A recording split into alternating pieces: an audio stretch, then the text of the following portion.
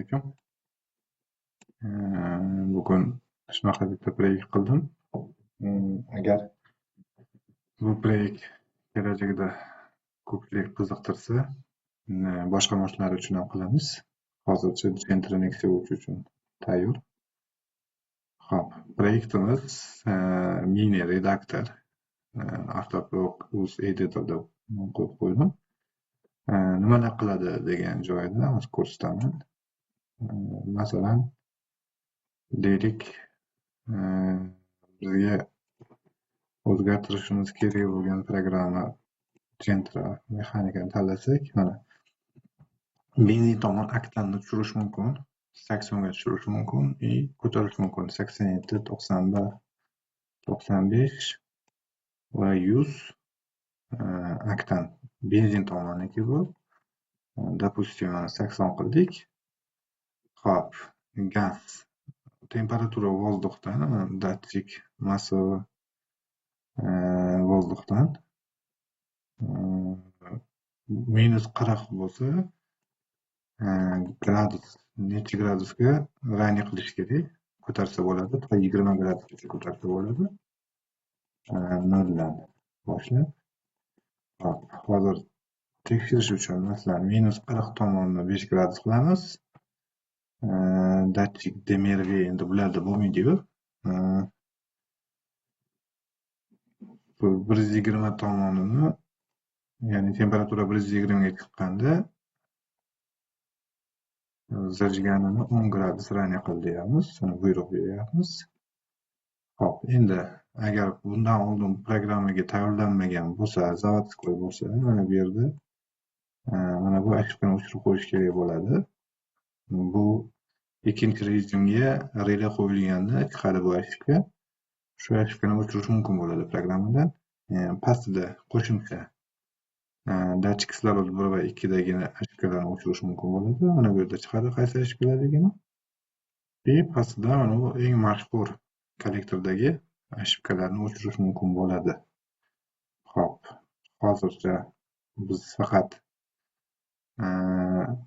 mana vozdux datchikdagi ошибкani o'chiramiz. Mana bu yerda -40 tomoni 5 gradusga, 120 da 10 gradusga rani bo'ldi. Сохранить bosamiz. Faylimiz сохранить bo'ldi. Mana bu yerdagi значениyalar bilan benzin tomon 80, -40 tomon 5 gradusga, 120 tomon 10 gradusga rani bo'ldi. Okey qilamiz. Hop. Mana bu bizning faylimiz. Endi xuddi shu faylni tekshirib ko'ramiz. Chip tuningda qanchalik to'g'ri ishlayapti. Hop. Bu yerda biz tekshiramiz, to'g'ri ochguncha. Hop, mana bu yerda mana zajganini ko'rsak bo'ladi. Hop. Mana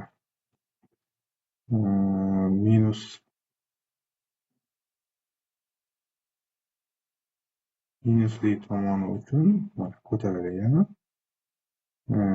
-40 tomoni ko'tarilyapti 5 gradusga. 120 tomoni ko'tarilyapti 10 gradusga.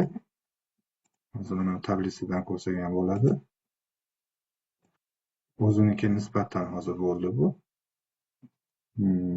Mana ko'rishingiz mumkin. Xo'p, hozir o'zimni bitta ochib ko'rsataman. Cho'tkiroq ko'rinishi uchun, hozir bunda ikkitasi aralashgani uchun o'zgartirilgan faylni o'zini ko'rsataman. Aniqroq tushunarli bo'ladi. Mana -40 tomoni 5 gradusga, 120 tomoni 10 gradusga farq qilyapti. Mana zajgani rani bo'ldi. Xullas shu, agar shunaqa proyekt kerak bo'lsa, ошибкani ham ko'rsatay. Ошибка mana 12 bilan 13 o'chirganmiz. Agar shu proyekt qiziq bo'lsa, dальнейший boshqa mashqlar uchun ham qilaman. Hozir Gentronics 3 avtomat mexanika hammasi tayyor bo'ldi. Proyekt уже tayyor ishga. Boshqasini ko'rishimiz mumkin. faqat vaqt cho'zilib ketishi uchun vaqtimiz video cho'zilib ketadi, o'shanga qisqaroq qilyapman. Buni 20 gacha ikkalasini ko'tarsa ham bo'ladi. Masalan, qancha kerak bo'lsa o'zingiz qo'yishingiz mumkin. Mana shu kanal cho'zdik, saqlanib qilamiz. Tak, endi bunisini ko'ramiz. Hozir ikki tomonni ham 20 gradusga mana mayne qildim. Tak, boshqa fayl ekan. Mana buni ochaylik. Mana benzin tomoni 80, gaz tomoni hop. Mana 20 gradusga ikki tomoni ham ko'tarilyapti. Tablisada ko'rsak ham bo'ladi. Mana maksimal 20 gradusgacha rang bo'ladi. Endi bu kerak emas, aslida 10 gradus maksimum qilsa yaxshi bo'ladi.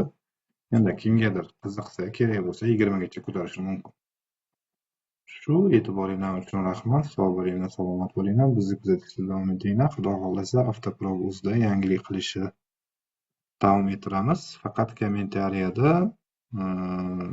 YouTube'da qoldirsanglar fikrlarni, o'shanga qarab ishlardik. Agar tanish qiziq bo'lsa, boshqa mashinalar uchun ham chiqaramiz, xuddi JN temperatura uchun chiqarganimizdek. E'tiboringlar uchun rahmat. Sog' bo'linglar, salomat bo'linglar.